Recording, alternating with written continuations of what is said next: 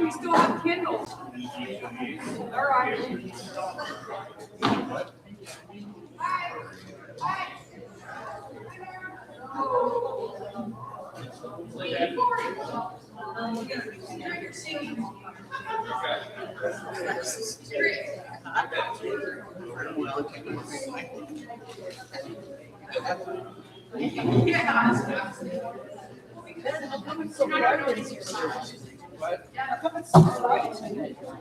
Sun's out.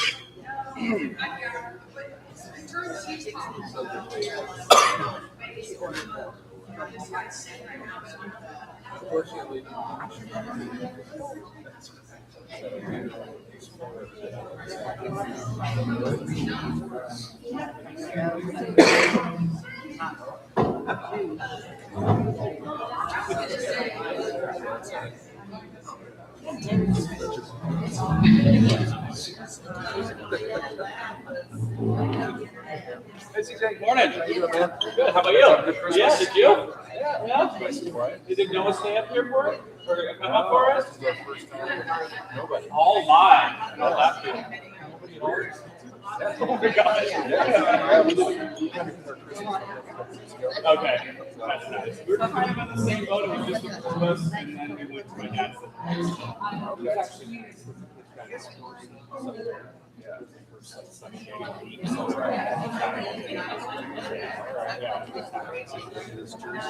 Yeah, his main one was they got a hoop, the basketball hoop.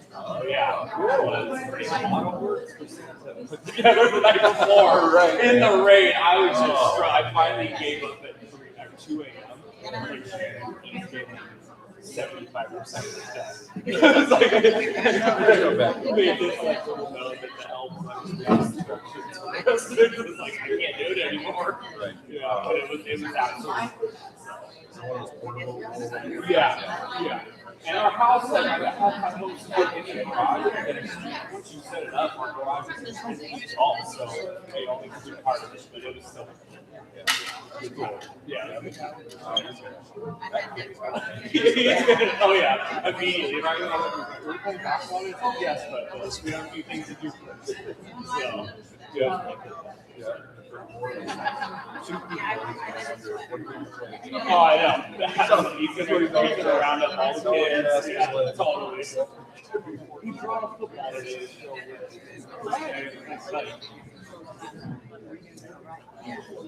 Okay. She's seen a football before, but okay. Yeah. We bought last year. It's like a real deal.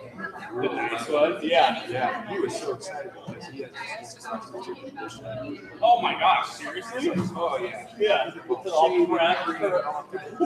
Starts off like this early weather and then it ends up like Yeah. That's funny. I didn't know that. I know you do it with gloves, but I didn't ever think of the football. Yeah, that's awesome.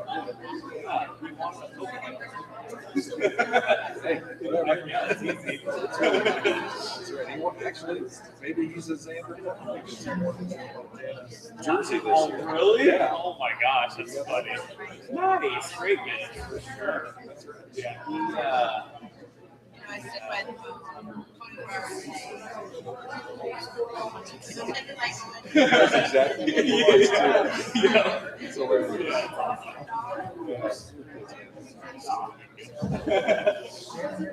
She is. I meet her here. I was waiting around, so she'll be here anyway. I saw the ring doorbell in that like 2 minutes. Yeah. Yeah. Okay. Gosh.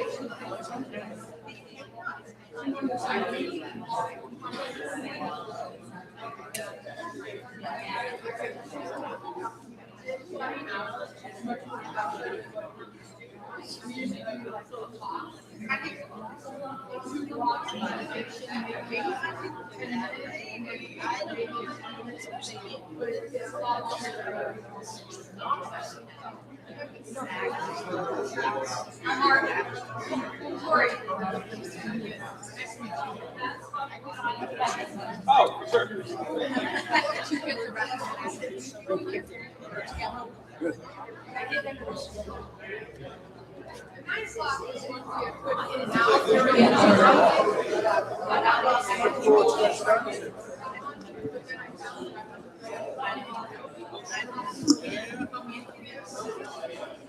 There you go. Everyone will have one. Are you going to?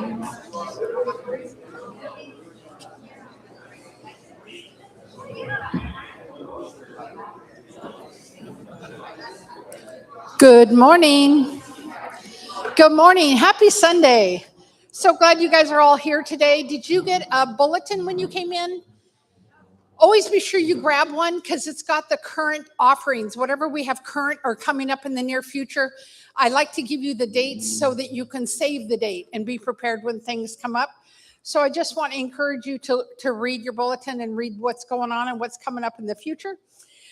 And I wanted to share with you, someone asked me this morning, if you give online, you may have received an email saying that we're switching over to a program called Subsplash.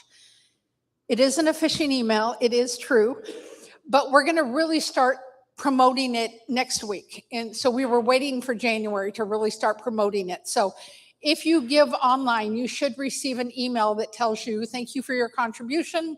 We're encouraging you to switch over to Subsplash now.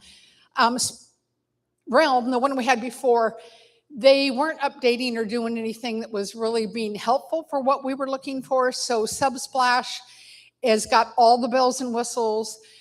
You'll see our website will change a bit. You'll see we're going to have a new app, all these things that go along with this. And so we're pretty excited about this program called Subsplash that's going to be taking over a lot of our database programs. So all of your profiles that are inside of Realm will be switched over into Subsplash. So you may have to go in and make some changes. I'm not sure yet because we haven't done that, but it's going to be a really, really full program with a lot more stuff in it.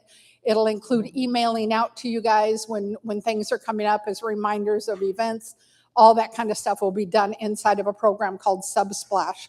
So wanted to let you know about that. I did get an email when one of my contributions went in, and I was like, I remembered about it, but then at first I was like, I thought we weren't doing it until January. So you may have already gotten them. I do 4 contributions a month, so I've gotten one every time I've done a contribution. So I've gone in and canceled my Realm contributions and then put them inside of Subsplash. so that there's no hiccups going forward. So just want to encourage you to do that. And for those of you that were planning on going on the saunter on New Year's Day, they found out it's going to be raining, so they are canceling the saunter. So just in case you were planning on doing that, it's supposed to start raining early afternoon, which is exactly when they were going to be doing this. So just wanted to share that with you. And again, be sure you read your bulletin. There's a lot of information in here, a lot of stuff that you're going to need to know going forward for different events that are going on here at Crosswalk and different things like that. If you haven't heard, starting today, right after service, we need to have this room stripped out of tables and chairs. Starting tomorrow morning at 9 o'clock, they're going to start removing all of those acoustic tiles off the ceiling. And then the week after that, they're going to come in and spray a new acoustic spray over the ceiling. So I'm pretty excited. These are all part of the capital campaign things that we wanted to get changed out. You'll notice some of the ceiling tiles are kind of hanging where we've had leaks in the past. We have one new leak showed up on Christmas Eve, and I talked to the guy last night when I was in here, and he's going to come Monday afternoon and hit it with a stick and see if he can tell where the leak is and go up where the solar panels are and get that fixed before we do the new spray in here. So excited that it's moving forward, but if you're available after service to help stacking chairs, and then we're going to get them moved out of here because they're going to come all the way up to this end of the worship center to take out all those tiles. So it's exciting to see the changes and things that are going on. Just so you know, next Sunday, we're not sure if we'll be meeting in here or possibly in the gym. I'm hoping these guys think they can get this done in 3 days, and then we'll be able to get it all cleaned up. So it won't look as pretty on the ceiling, but that's okay. So just excited for the changes. So thank you for that. Thank you for supporting Crosswalk. Crosswalk couldn't do all the things Crosswalk does if she didn't have your support. So thank you for doing that. All right, Pete, come on up. Hey, just a couple of, good morning. Thank you very much. Thanks. So glad you're here today. Just a couple announcements about other things that are going on. Starting next week, we'll kick off a new series called The Quest for Thin Places. This has to do with developing spirituality. If you've ever wanted to have a closer connection with God, the divine, this is what this is all about, especially using our new-ish theology that we run on here at Crosswalk. I think this will be really helpful. This book, one Crosswalker texted me this week, says, I can't put this book down. And that's great. Yeah, it's filled with lots of great quotes. It's an easy read. The chapters are short. I'll probably be doing the series based loosely on the order of the book. However, there are sections where, in like one particular section, he has 6 chapters, whereas some other sections, he just has a couple. So we'll figure that out as we go along, but I think you're going to enjoy it. The book that we have for this, that I'm going to base and tag team with this teaching theory series, that's it. On Amazon, the best price you're going to get is $17. We're selling it for $10. So it's definitely worth adding to your library. And there's some controversial stuff that he delves into in this book that we're going to explore a little bit too and have a conversation about that. What do we think about different technologies to help us experience the divine? So that's coming up, and that will be a very, very interesting topic. And then just want to alert you that this conference is coming up in just a few weeks. If God exists, why is there evil, suffering, pain, death, hatred, natural disaster, war, and injustice? So our help with that is the conference Fresh Faith, the Problem of Pain, and this is going to feature Tom Ord. This is for everyday people in everyday language. Use the QR code. It's going to show up a couple different places because we're sort of in between systems. So it's going to show up in Realm. It's going to show up in Subsplash. That's where we're pointing people to broadly with this QR code. Either way you go, it's going to work out. But highly encourage you to register for this. We're asking for $30 to cover the expenses for this thing and bringing Tom in and all that. So hopefully you can make it. And if you are not technology adjacent or friendly, let me know and we'll figure out how to help you get registered for that. Okay. All right, and then that Saturday night, just to alert you, is a special thing. Michael Gunger is going to be doing an evening of worship on that 24th. He's experimenting with this in other parts. So he lives up in Nevada City, and he's done this a couple times up there just on a Wednesday night. And what he's discovering is that some of the people, maybe most of the people, are not people of traditional faith. They're just looking for an opportunity to come together, be with other people, enjoy some music and some meditative experience. And he said that the response he's seeing is really quite profound. So I'm curious to see how it resonates with us. That's part of why he's going to be working with us a lot in the new year, is to develop this for more people coming. Today, in just a little bit, after we do some singing and a meditation, we've got Crosswalk Moth coming up. The whole concept here is God sightings. Where did you experience God showing up in 2025? Our Crosswalk MC, Gordon, is going to give you introduction on that. So that's coming. But for now, you faithful few who showed up today, why don't you stand with me? We've got 3 songs for you back to back. I was going to throw Christmas carols at you, but the rest of the country has decided we're done with Christmas carols, so we're not doing Christmas carols today. These are all themed out. Join with me on this rendition of Amazing Grace.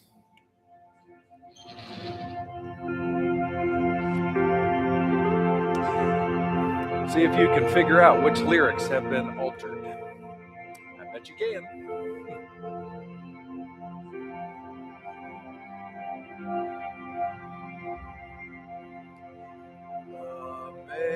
Amazing grace, how sweet the sound, that love that sets us free. I once was lost, but now I am found. Was blind, but now I see.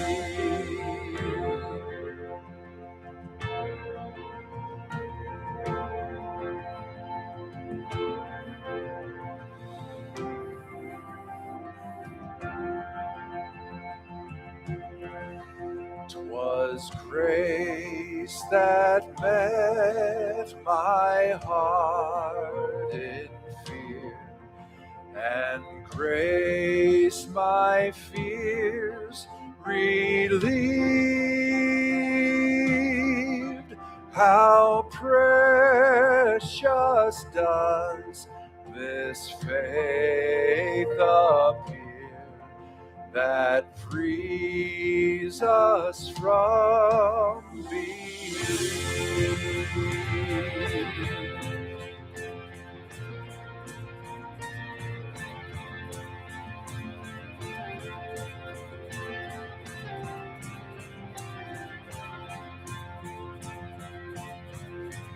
Yea, though my flesh and heart shall fail, and mortal life shall cease, I now behold within the veil a life of joy and peace.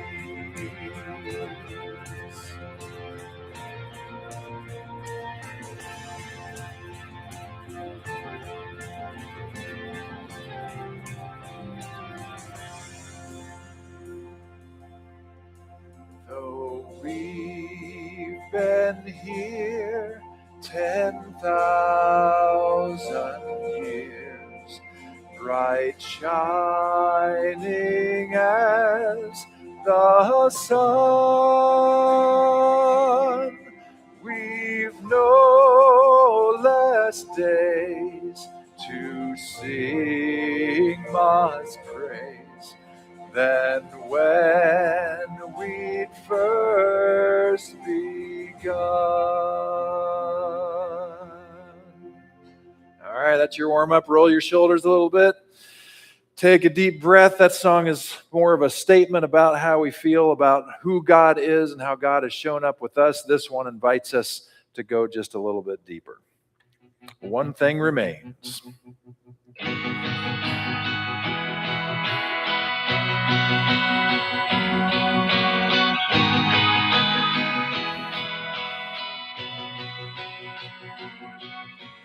Higher than the mountains that I face, stronger than the power of the grave, constant through the trial and the change.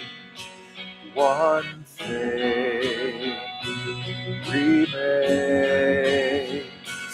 one thing remains. Your love never fails, it never gives up, never gives out on me. Your love never fails, it never gives up, never runs out on me. Your love never fails, it never gives up, it never runs out on me. Your love.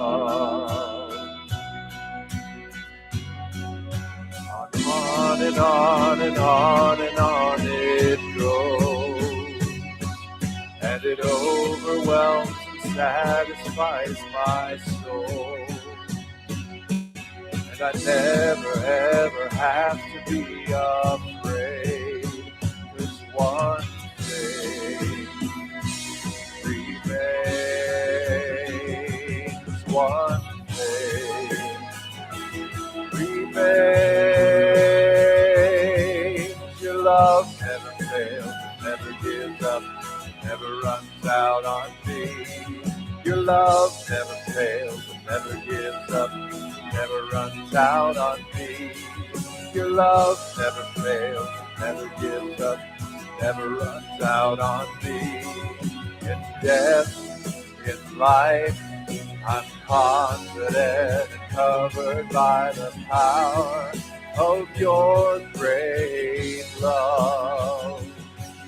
My debt is paid, there's nothing that can separate my heart from your great love.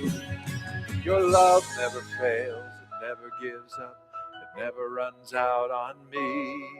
Your love never fails, it never gives up, it never runs out on me. Your love never fails, it never gives up, it never runs out on me. Your love. And on and on and on and on it goes, and it overwhelms and satisfies my soul. And I never ever have to be afraid, 'cause one thing remains, this one thing remains. Your love never fails, it never gives up, never runs out on me.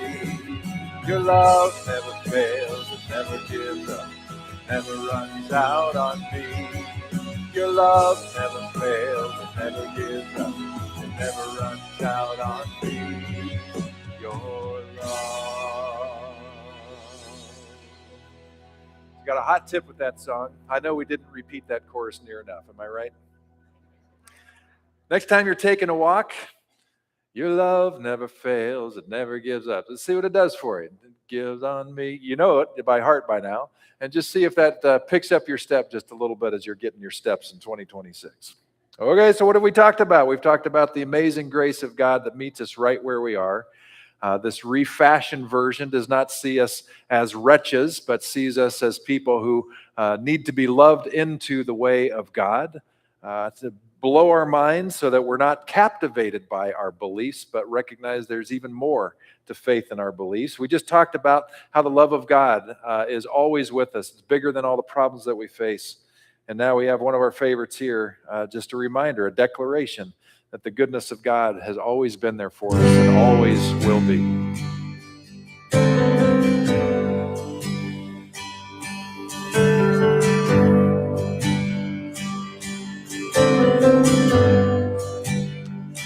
I love you, Lord, for your mercy never fails me.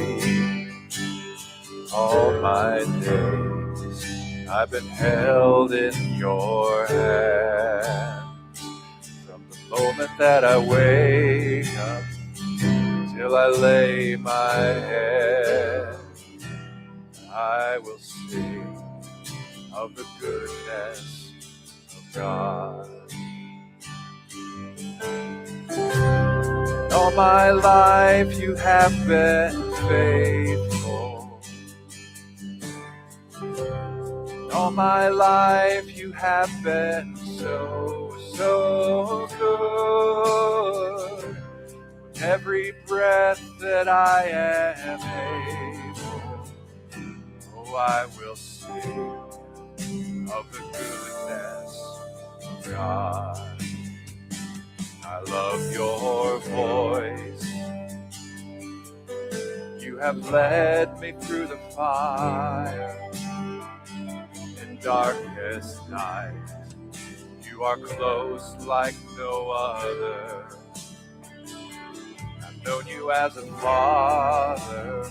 I've known you as a friend. Oh, I will sing of the goodness of God. All my life you have been faithful. And all my life you have been so, so good. Every breath that I am able, oh, I will sing of the goodness of God. Your goodness is running after, it's running after me. Your goodness is running after, it's running after me. With my life laid down, I'm surrendered now. I give you everything. Your goodness is running after, it's running after me. Your goodness is running after, it's running after me. Your goodness is running after, it's running after me. With my life laid down, I'm surrendered now. I give you everything. Your goodness is running after, it's running after me.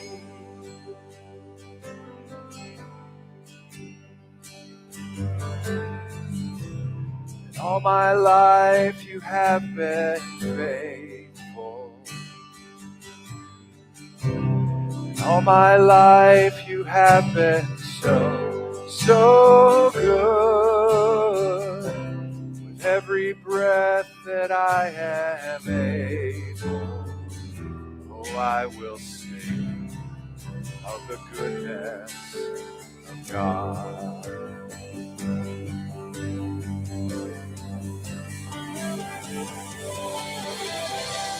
All my life you have been faithful.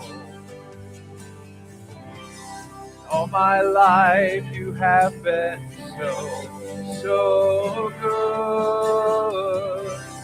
Every breath that I am able, oh, I will sing of the goodness of God.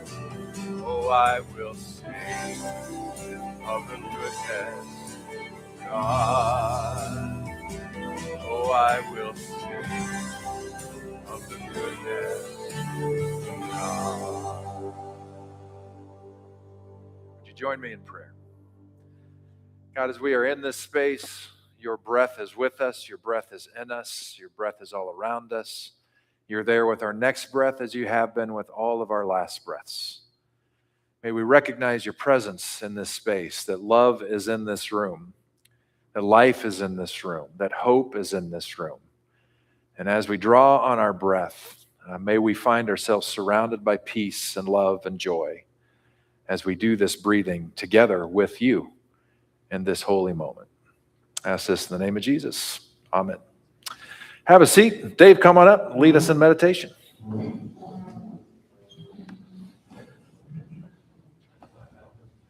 All right. Good morning. Once again, we seem to have a theme going on here because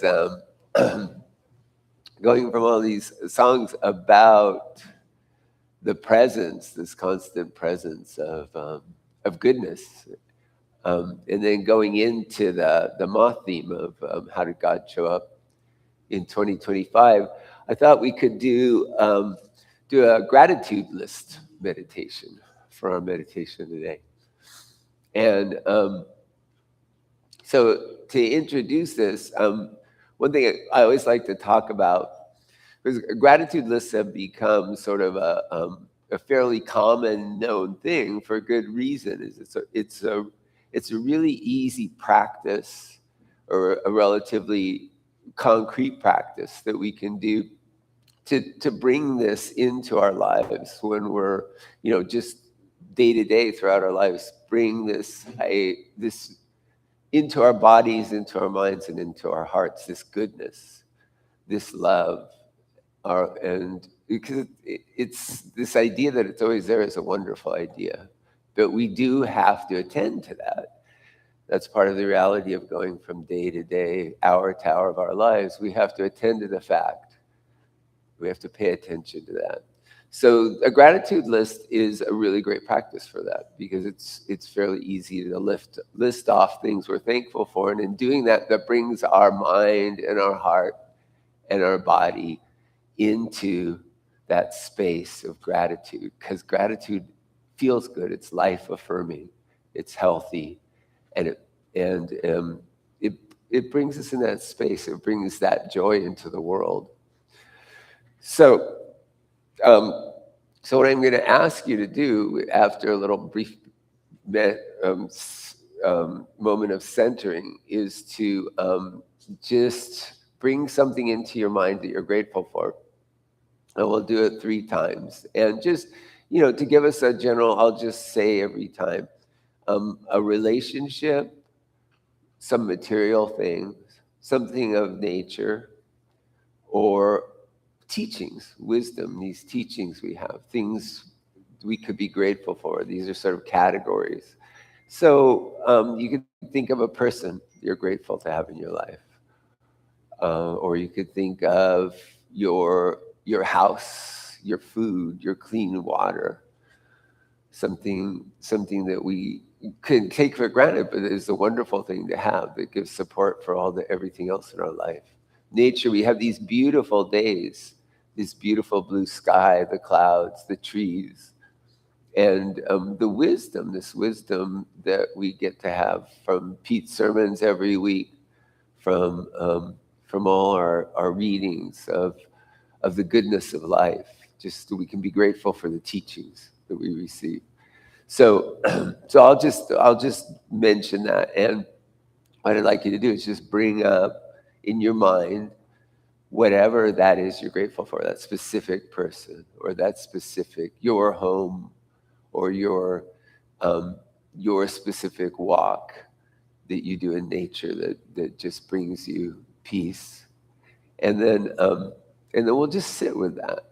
Because one thing I want to say about this is I think that practice is the listing the things we're grateful for. The goal is to feel that in ourselves, to feel that wholeness in ourselves. So to whatever degree we feel that, we're going to just pause for a few seconds each time and just sit with that state, that feeling of gratitude, of goodness. So let's just start by sitting, however you want right now. We don't have to do any big thing about that, but just make sure you're sitting comfortably so we can spend a few minutes without having to shift our position. And I always like to start with just sort of focusing in on our bodies. And that's a helpful way to bring ourselves into the moment. So just focus on your feet for a moment, the feelings, sensations coming from your feet. Feelings of heat and cold. feelings of pressure of your feet on the floor.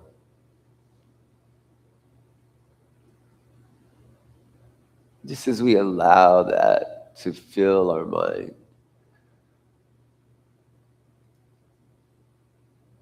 just notice if that doesn't just bring us a little bit of quieting, a little bit of space in our experience.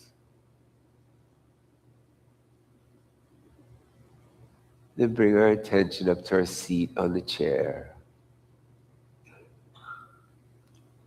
A traditional place to focus, just so we can make sure we're sitting comfortably and solid. We can feel that grounding. You can feel the pressure of the chair on your sit bones.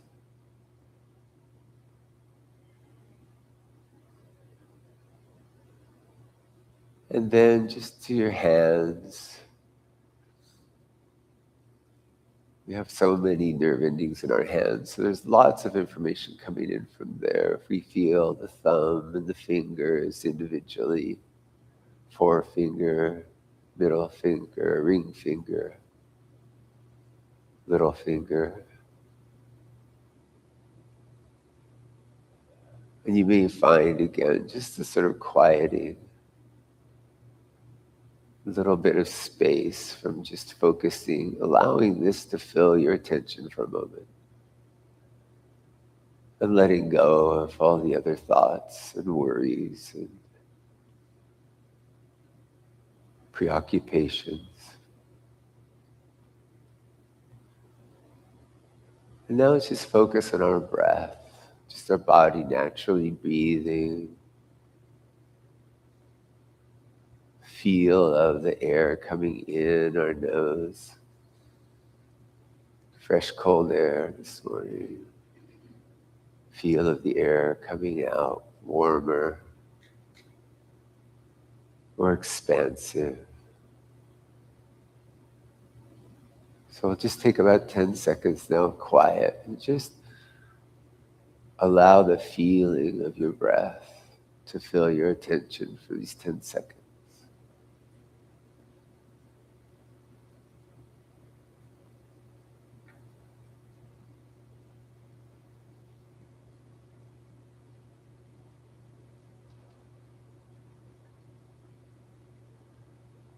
And so for our gratitude meditation, just start by bringing into your mind, however it comes to you, an image, words, a memory,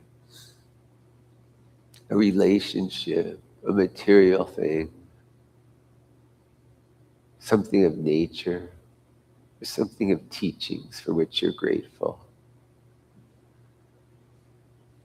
As you bring it into your mind, allow that gratitude to show up in your body, in your heart, as well as your mind. It's that feeling of thankfulness, that feeling of appreciation and happiness that comes with having something so precious in your life.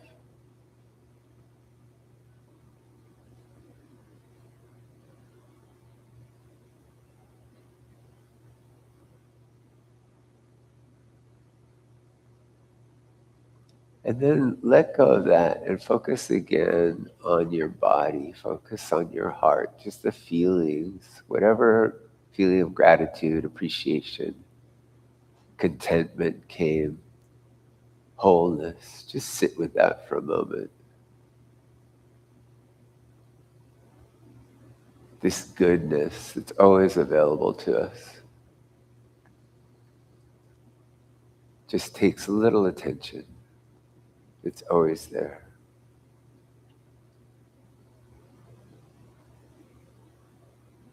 And so for the second item on our list, just again, bring up something different. Relationship, material goods, nature, or wisdom, which you're grateful for and you have been grateful for in 2025. Something that makes your life better. And again, an image, words, however it comes, And allow your body and your heart to join your mind in gratitude, thankfulness, joy that you have this in your life.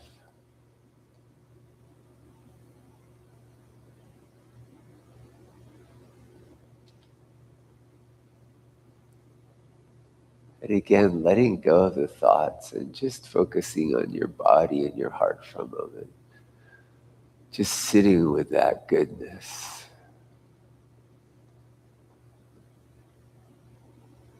That wholeness. Feeling it, feeling into it. Even as you take a breath in, you can imagine that it spreads throughout your body and deepens a little bit.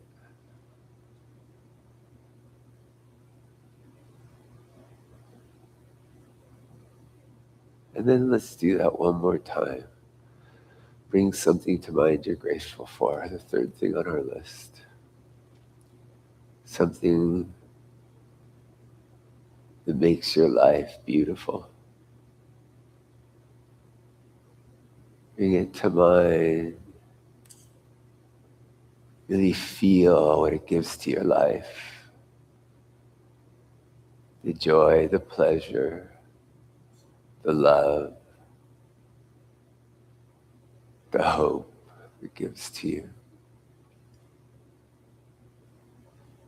And one more time, just let go of it when you're ready, the thought of it, of this person or thing. And just sort of bask, bathe in this goodness, this feeling of wholeness for a moment. Such a gift we can give to ourselves.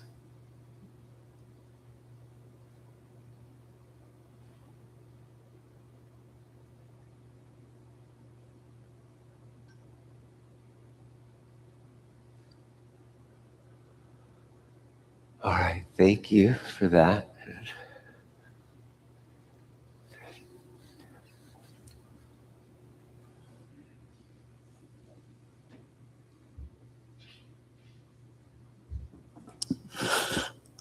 I'm reluctant to talk. That was so lovely and peaceful. Thanks. Good morning, everyone. I think I know all of you, but in case I don't, my name's Gordon. I've been coming here to Crosswalk for, I did the math this morning, Pete. It's been 16 years, dude. That's really flown by. Oh, well, yeah. He's kept me around for 16 years.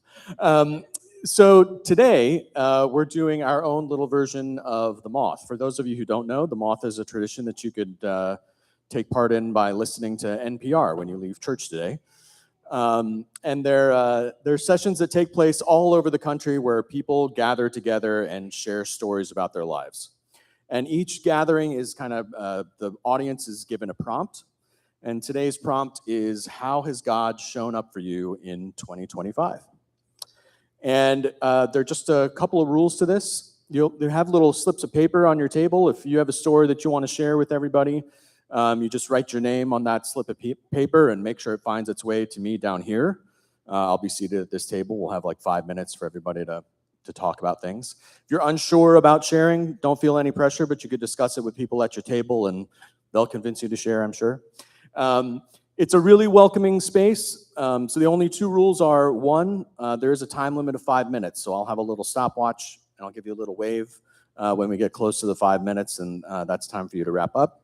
And then the other is that we are super supportive of each other. So whenever someone is done sharing, we're going to give them a really nice, warm round of applause and thank them for sharing their story.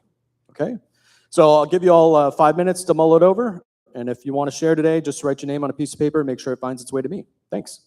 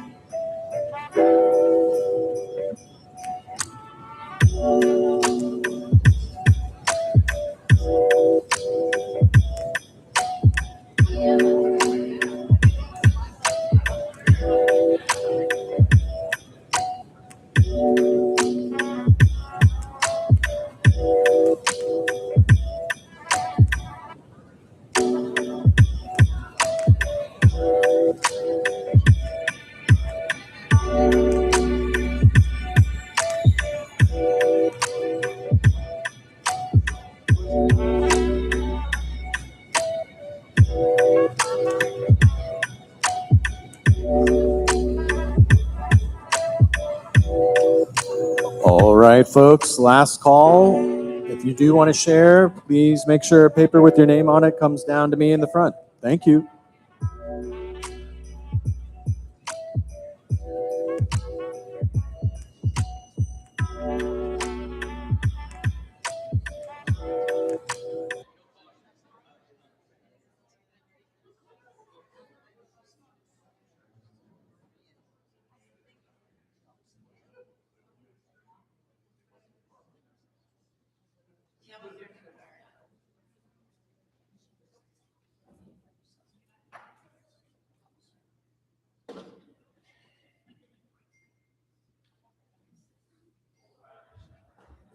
Hello, hello. Okay, great.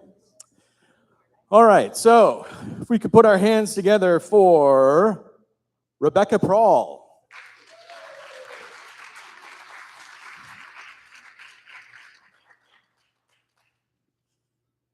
Rebecca, did you have a nice Christmas? Good.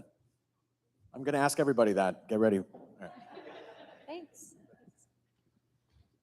Well, I didn't know I was going to talk today, but then during the meditation, I thought of what I wanted to say.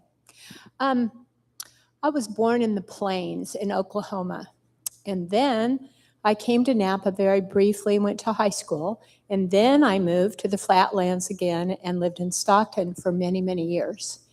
And now I married my high school sweetheart, and I'm back in Napa, where I am so grateful to be. And so my whole thing that I'm so grateful for is the gift that nature gives me all the time. I'm a walker, and I walk every day, and I have been through so many places in this valley. I've walked through the vineyards. During COVID, I did a lot of that. And every day I feel just the gift that God gives us of this beautiful planet and this place that we are so lucky to live in. It is so astounding. And just getting outside in it and just seeing the beauty of the mountains and the flowers and the trees and the grass. It just brings great joy. So I encourage all of us to get out there and enjoy the spot that we live in because we're really blessed. Thank you.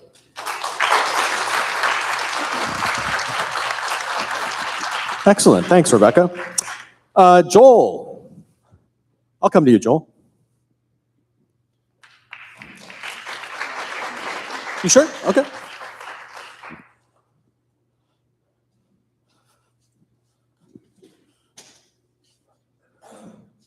Joel, while we're walking up, how was your Christmas? Sure, yeah, wherever you're comfortable.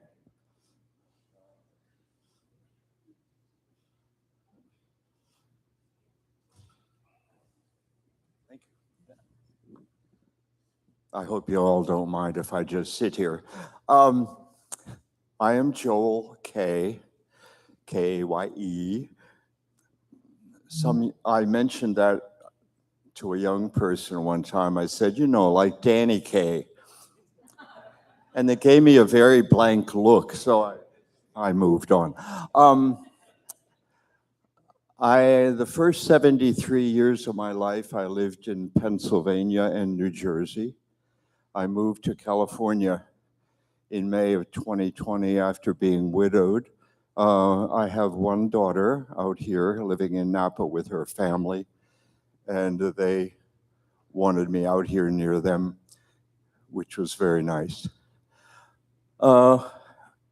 Since 2020, I have lived in 3 different senior retirement facilities. The first one in Santa Rosa and 2 in Napa.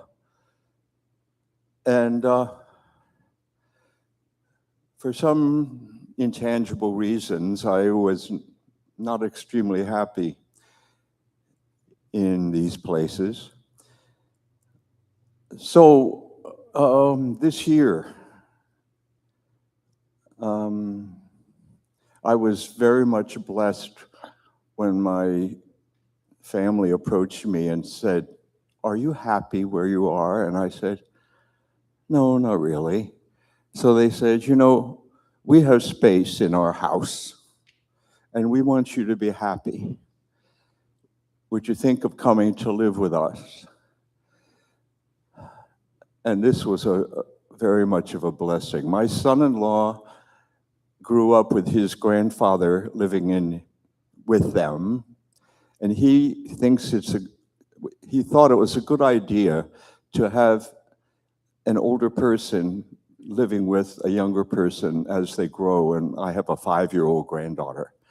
And so he wanted her to experience what it was like to grow up with a grandparent in the house. And I thought that was quite nice. And you know, my son-in-law said, "You know, I hope you know we love you very much." I was so touched by this. And so in October, I moved in with them, and I have my own little area on the first floor of their house. And it's been very nice. Some evenings before my granddaughter goes upstairs to bed, she sits with me in the recliner and we read. I read to her. And I better not skip something or she will tell me, you know. I think she has most of her books memorized. But it's been one of my joys to be able to do that. So that's one big reason how I've been blessed this year. The other big thing where I've experienced God's blessing is finding Crosswalk Church. Yeah. Unlike anything I experienced in my church life since I was an infant. And so those are my 2 blessings. Thank you.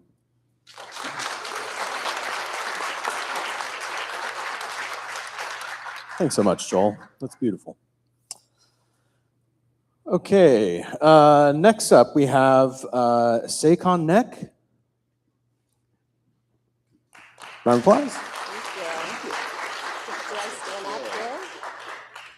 Hi, my name's Sakon, rhymes with Shaka Khan. No, you're good. I like to reference, usually when I tell people who are much younger, they don't know who Shaka Khan is. So I always say, it's either Sakon, rhymes with pecan, so if I'm also nuts.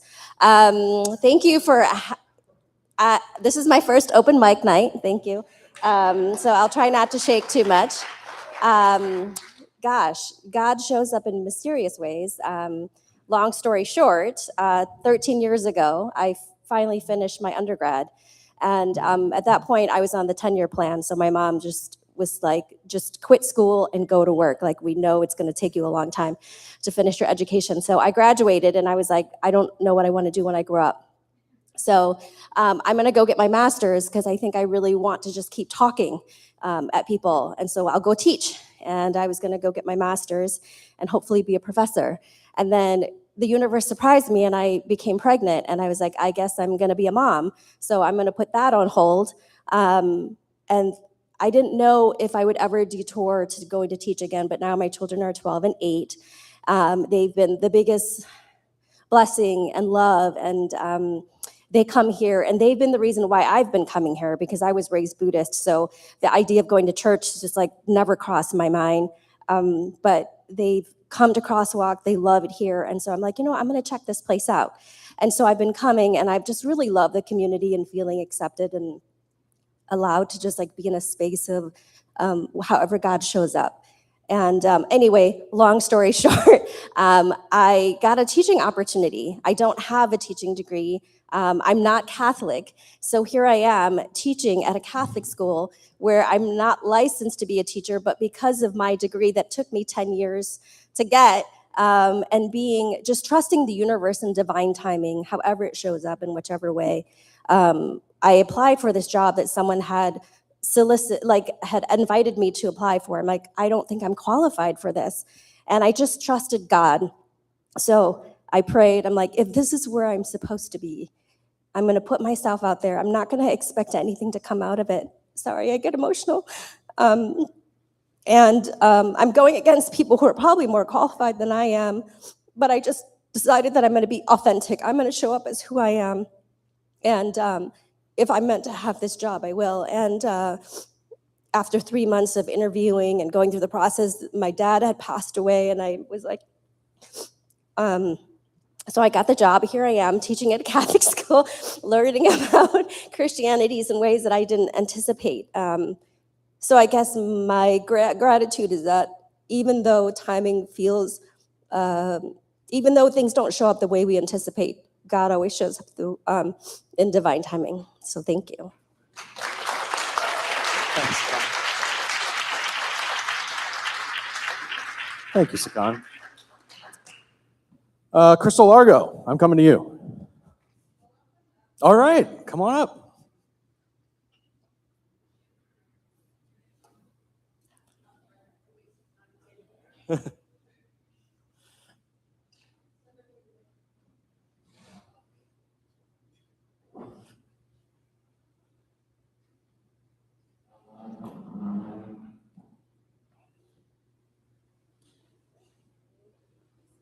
Okay.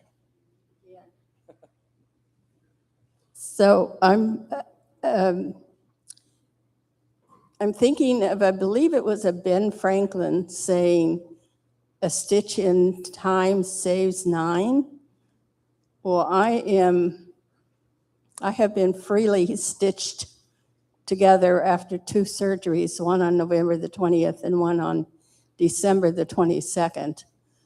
So I'm kind of like wrapped like a cocoon, like the moth, or a chrysalis, like the butterfly right now. I'm so happy to be back among you all. So these are my props for this is probably the shortest story that I will ever tell in public. So don't sneeze or look away too long. So this is a bag that somebody shout out, what does it say on it? Yeah, CBS.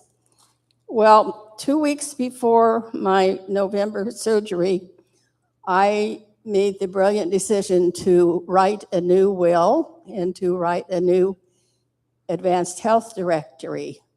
I was aided in this by the Northern California Legal Society, which is a free service for people who are older or in need and poor. So I qualified, unfortunately. Or maybe it was fortunate. So on the 18th of November, I picked up my papers in Vallejo, as my Spanish-speaking friends have told me to say it. And I brought them home the next day. I took the 19th, the day before my surgery. I took these papers to be notarized and witnessed and properly legalized.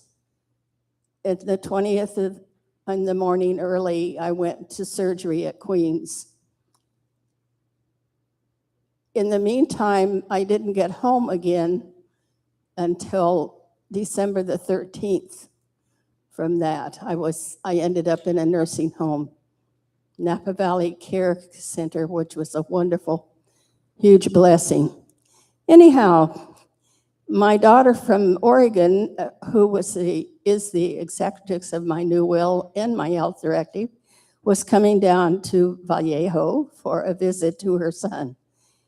I wanted to give her her copies of these properly witnessed and notarized papers. I began looking for them. I hunted and hunted and hunted. Days after day after day, I hunted for them. In the papers, I found stacks and stacks of papers and folders and files, and no papers, no will, no health directive to give to my daughter. I prayed day, I prayed night, I prayed in between the days and nights, the twilights and the dawns, that I could find those papers in time to give them to her. She was coming on the 24th. On November the 23rd, I woke up early and I sat on the side of my bed, as I have been known to do, and I said out loud, "Good morning, God. Good morning, Jesus. Good morning, Holy Spirit. Please help me." And I was looking outside my bedroom window, but my eyes fell on a bag sitting on the floor. Only the CVS letters showed. And my mind kind of tripped on that. I said, what is a CVS bag doing sitting on the floor by my window? I don't remember what's in it or where it came from. Well, I knew where it came from. It came from CVS. So I'm sitting there looking at this and just looking. And then there was this loud masculine voice of God. And God said to me out loud, very loud, but God does not speak to me in whispers. God speaks to me in commands and loud, energetic voices. So God says to me on the 23rd of December this year, "Krista Largo, why are you sitting there looking at the CVS bag? You have been praying for help from me for days and nights. Krista Largo, stop sitting on the side of your bed looking at that bag. Stand up and pick up the damn bag." And I jumped and I said, "God, did you just say damn?" And he said, "I did." And then he laughed. Oh my goodness, you could have just knocked me over with a feather at God's laugh. It was deep, it was throaty, it was a gusto laugh. And I stood up like I was commanded, picked up the CVS bag, looked inside, and then reached inside. And there they were, the papers, the will, and the health directive. And I was the recipient of this direct communication from God, which is not unusual for me, but I still find it interesting that God said, "Pick up the damn bag and look inside of it." That's my story of God this year, and all of you people are part of it.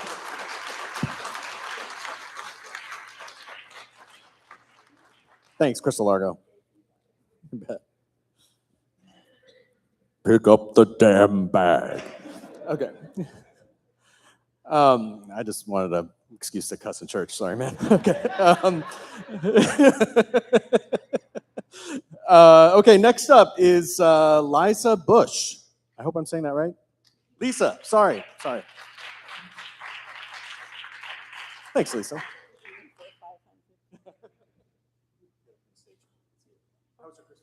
My Christmas was fantastic. Yes. Woo. I was feeling Nancy, my table mate, told me that I could change my mind if I wanted to. So I will first say, yes, Lisa Bush, and a year ago, well, I'll first say the prompt of how has God shown up in my life? It's so emotional. It's such a beautiful, blessed year. First January last year was when I first came to Crosswalk, so it's been a short period of time. But this year has been about these continuous moments, particularly with my father, caring for my father. So, Joel, thank you for sharing your story. My story is a little reverse of that, where I was so blessed and honored to,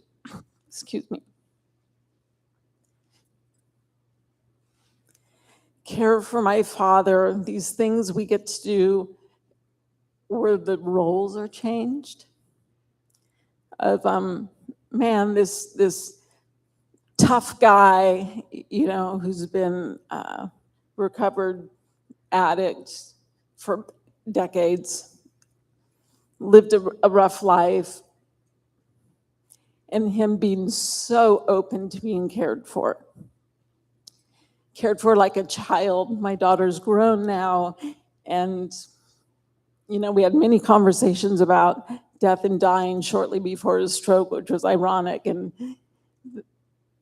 to see kind of the fear, or what I perceived as fear, of him passing, and just stepping into how do I care. Anyway, I'm kind of rambling. So we moved from my home to a facility, which was difficult. It was the physical part of it. I don't have a partner. I'm still working. I wish I could be retired. He would be in my home for sure. That shift of him going to a facility, and you know, I guess we kind of created a little bit of a monster. He was so used to things the way he wanted, and anyhow, that's kind of the backdrop of the story. But this year has been just stepping into the moments and not trying to control, like put my work hat on, solving problems, making things happen a particular way, but letting God show up. And I think one of the very first, I'm sorry, I didn't mean to come up and cry. The very first sermons was talking about, you know, being the salt of the earth, and how we let God work through us. And so I think the theme for me of how God has shown up is reset each day. All right, reveal yourself. Let me just work through me, which was a really beautiful thing. So these laughter moments of changing catheters, and the beauty and absolute joy my father receives in transferring to, sorry, TMI, to a toilet versus being in bed and having to be cleaned up. Just looking for those blessings and singing a song. And I've brought him here a couple of times. The first time I said, well, how'd you like that, Dad? And he said, oh, it was okay. Then he's like, I want to go back. I want to go back. And we're sharing our stories about that and singing not so well songs on a speaker. So I'll just say that God has shown up in ways of allowing me to be present and not seek a particular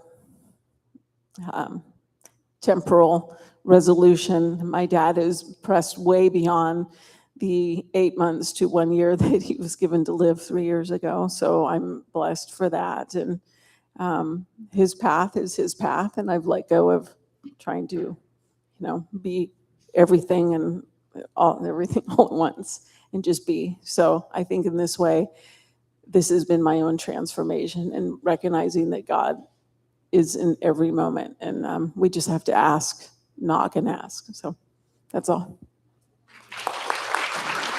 Thanks, Lisa.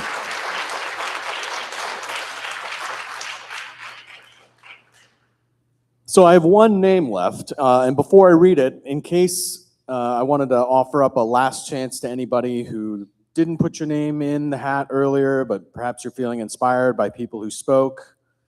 Anyone? Last call? Lauren? Yeah, come on down, man.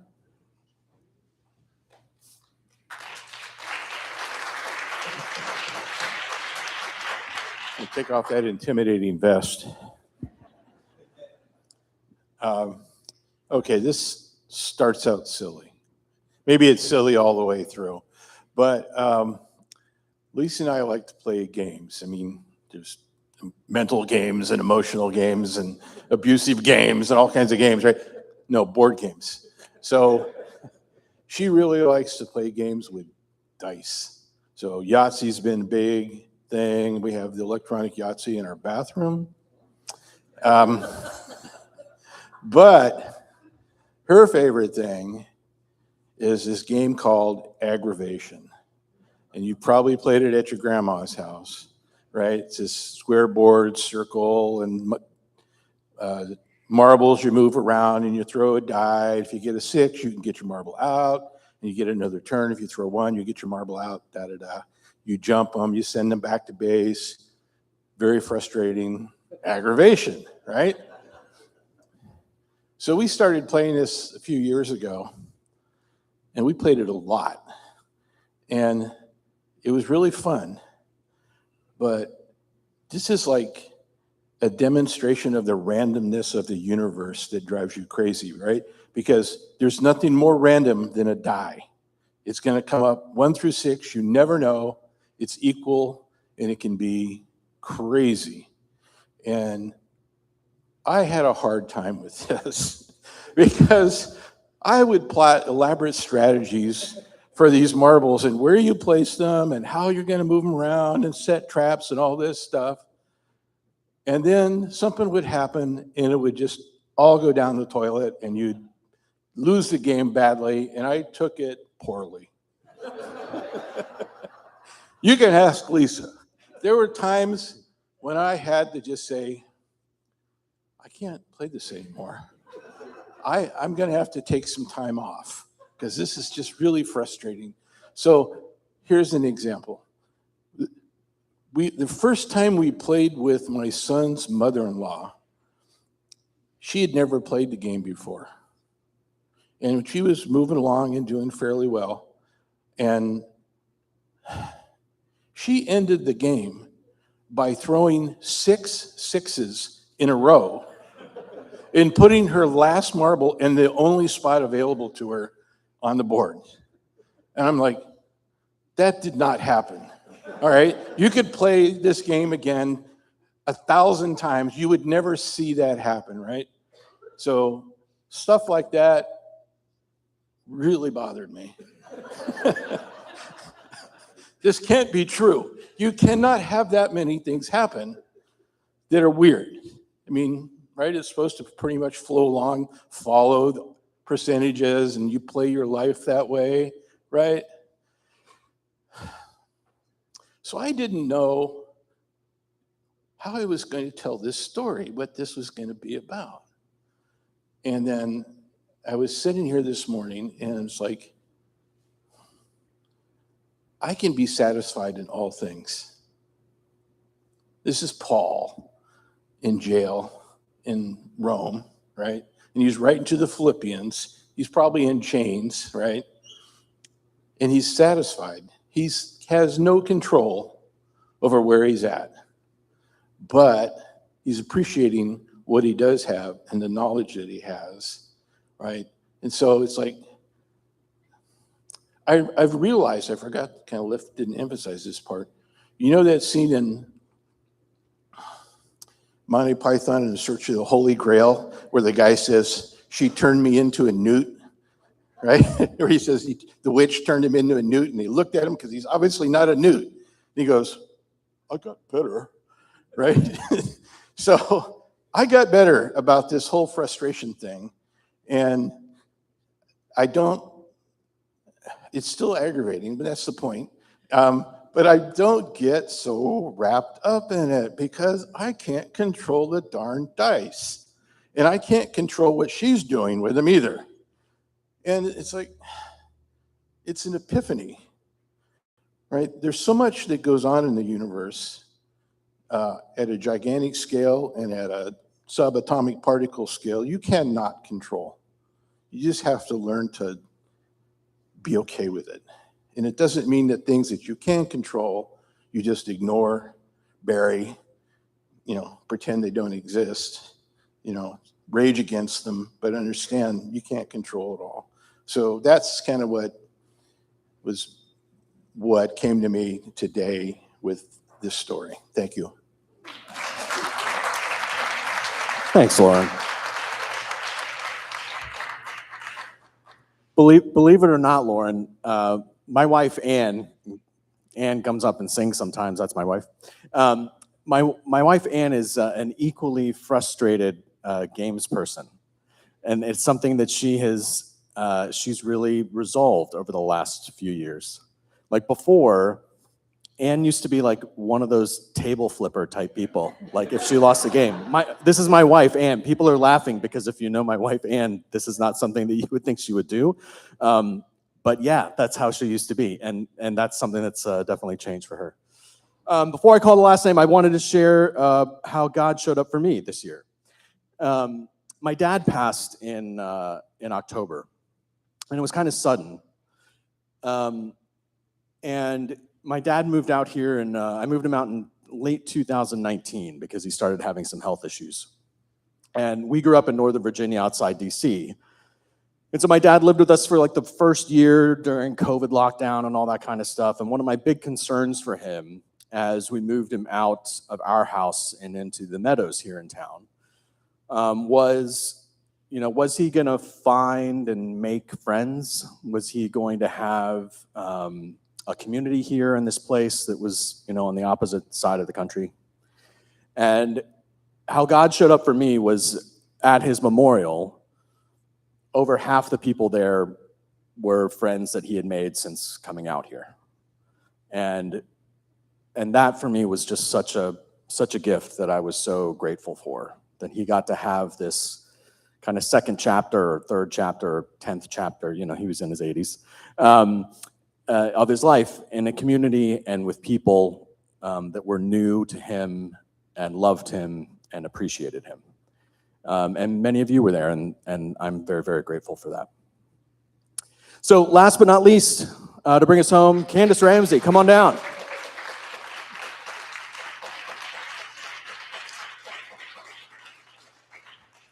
Candace, how was your Christmas? Oh.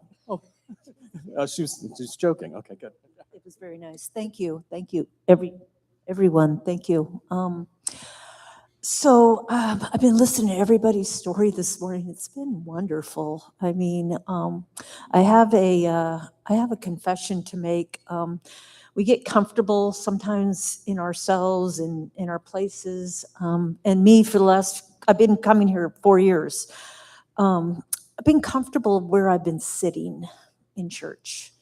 And I always gravitate over to maybe a couple tables on this side. And I'm seeing a lot of new faces, hearing a lot of new stories of people that have come in the last year or two. And, I get comfortable just kind of being in my own little area. So one of the things I'm going to remedy in the new year is start wandering out into the crowd a little more, start getting to know some other people, go to lunch, get to know people on smaller bases. I think last year I wore socks and I realized I put them on this morning was my special socks is be the kind of person your dog thinks you are.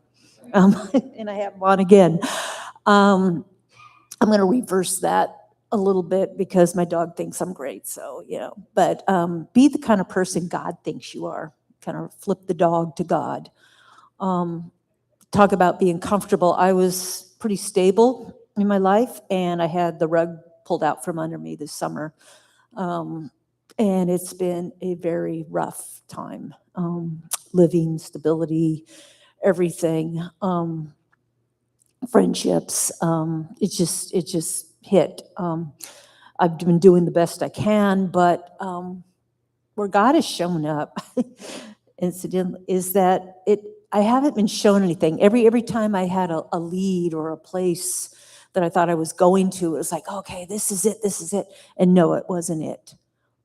It's like, and I was feeling really, really distraught. But where God is showing up it's something that's changing in me, inside of me.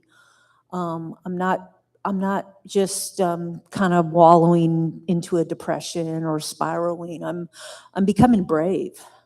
I've had kind of a bravado that I don't think I've ever had in my life. And it's filling me with new ideas, new energy that I haven't had in a very long time. So I wish to continue on this road for not just New Year's, and going forward. And I want to thank all of you because you helped me keep showing up again and again, and Pastor Pete as well. So Happy New Year. Oh, thanks, Candace.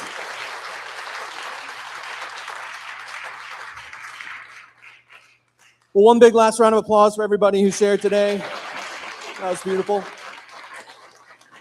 And again, one last note of gratitude. I think I speak on behalf of all of us that I'm so grateful to be part of a church where we can get up and share these beautiful things with each other, because we know that we're all there for each other in the end, that your joy is our joy, that your pain is our pain. What a beautiful place to be. So last but not least, Pete's going to lead us in a benediction. And a quick reminder that we have things to clean up today, so inquire how you can help out. Thanks. Mike on, yeah, there we go. So many things to remember.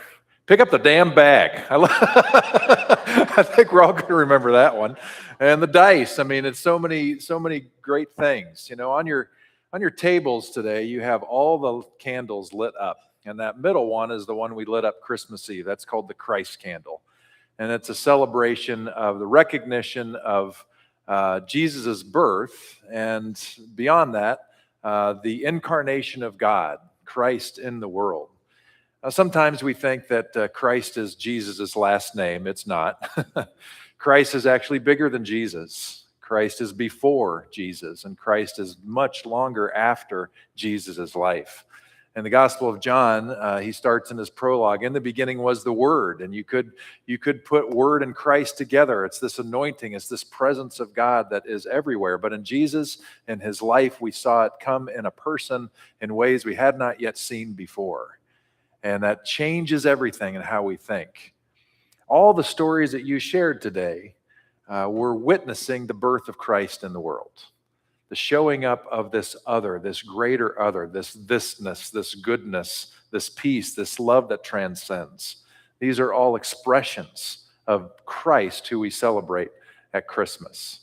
As we go into 2026, as you've heard all these stories, Lauren referenced this verse. And I think it's a pretty good thing.